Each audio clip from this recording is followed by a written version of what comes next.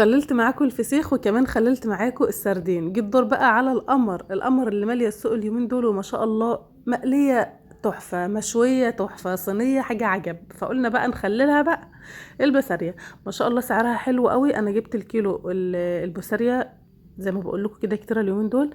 الكيلو ب40 جنيه. في طبعا اقل شويه وفي اعلى شويه، اللي على قد ايديك هاتيه. تعالي بقى نملحها مع بعض كده، بس هنصلي على الرسول صلى الله عليه وسلم ونقول اللهم بارك. ودعوة من قلبك لاخواتنا، ربنا ينصرهم يا رب ويتقبل شهدائهم ويشفي مرضاهم. انا جبت كيلو من البسارية، غسلته غسلة كويسة قوي، وحطيته في المصفى دي وسبته يصفي 3 4 ساعات كده، يعني من الاخر ما يكونش في المصفى اي ميه. وكنت بقلبها من وقت للتاني علشان خاطر برضو اتاكد ان هي ناشفه وممتازه، يعني ما تبصش معايا وانا بخللها.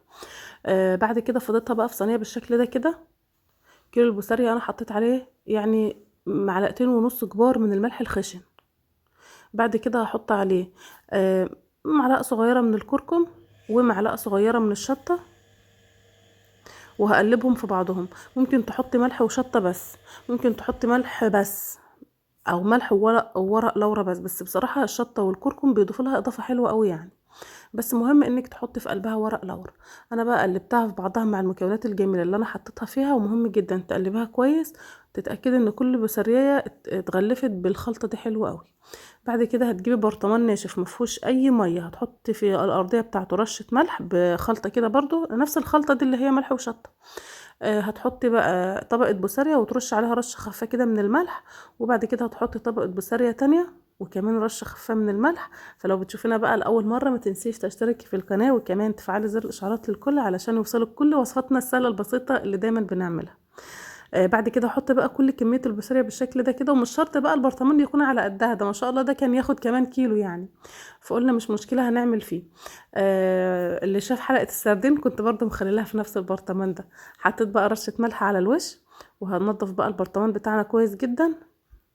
شويه زيت كده على الوش كمان، واغطي عليها حلو. او مهم جدا وانت بتملحي سمك اي نوع بقى، بوري، بسارية، سردين، اي نوع تاني ممكن بقى. اهم حاجة يعني ان المطبخ بتاعك يكون نضيف مفيهوش اي دبانة، علشان خاطر لو اي دبانة دخلت منك في البرطمان انسي بقى ان الحاجة دي تكون كويسة. اهم حاجه النظافه في الاكل وفي الوصفات اللي احنا بنعملها. هغطي بقى على البرطمان كويس جدا، وكمان هلف الغطا من فوق بورق استرتش، يعني من الاخر هكتم الهواء عنه علشان يتخلل بشكل سليم. بعد كده بقى يعني ده هتسيبيه 3 4 ايام وتاكلي منه وهيكون زي الزبده. انا بصراحه نسيته، يعني عملته وحطيته في ظرفه المطبخ كده ونسيته. قعد عندي اسبوع. بصوا بقى بعد اسبوع يعني ما شاء الله حاجه كده خطيره.